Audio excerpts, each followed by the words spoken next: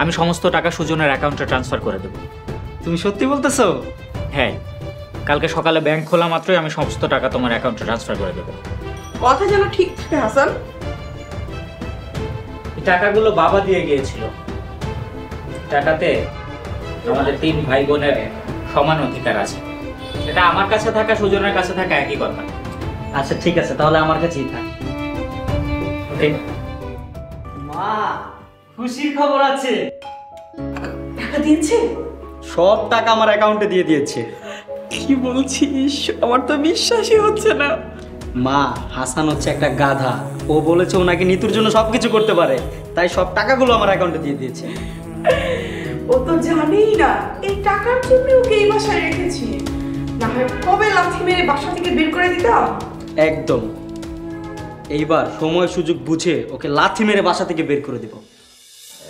Ben সাহেব, তাহলে বিয়ের দিন তারিখটা ঠিক করে ফেলি, কি বলেন?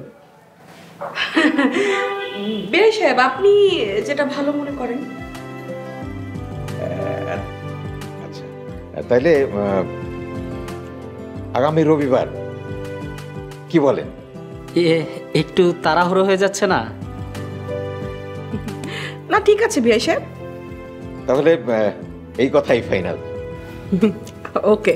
বেন সাহেব, একটা কথা, মানে ওই ইভন ওই ওর এলিয়ান গাড়িটা, ওইটা তো ও নিজেই দেখে শুনে কিনবে। তো ওই বিয়ের আগে গাড়ির টাকাটা ওর হাতে দিয়ে দিলে ভালো হতো না?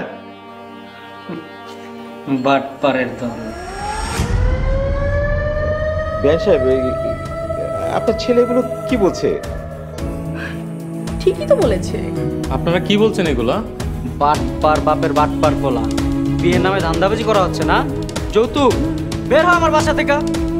বেন সাহেব, আপনারা কিন্তু এভাবে আমাদের অপমান করছেন।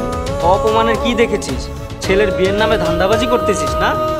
সব কথা মুখ বুঝে সহ্য করছি। এই তোরা কি ভেবেছিস আমরা বোকা? হ্যাঁ, তোর ছেলের কি লাগবে? দামি গাড়ি লাগবে, তাই না? হ্যাঁ, সেটা টাকা আগে আগে দিয়ে দিব। এই তোর ছেলেকে তো একটা রিক্সাও কিনে দেবো না।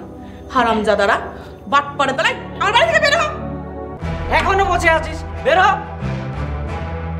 আউট। বাটপার কোথাকার।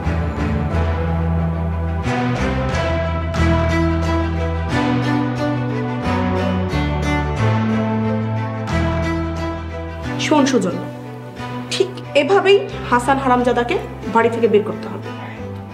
মা, তোমরা শুধু আমাকে বাধা দিও না, তারপর আমি দেখো আমার এতদিনের জমানোর রাগ আমি ওই বাচ্চাটাকে মেরে তারপর বাসা থেকে বের করবো।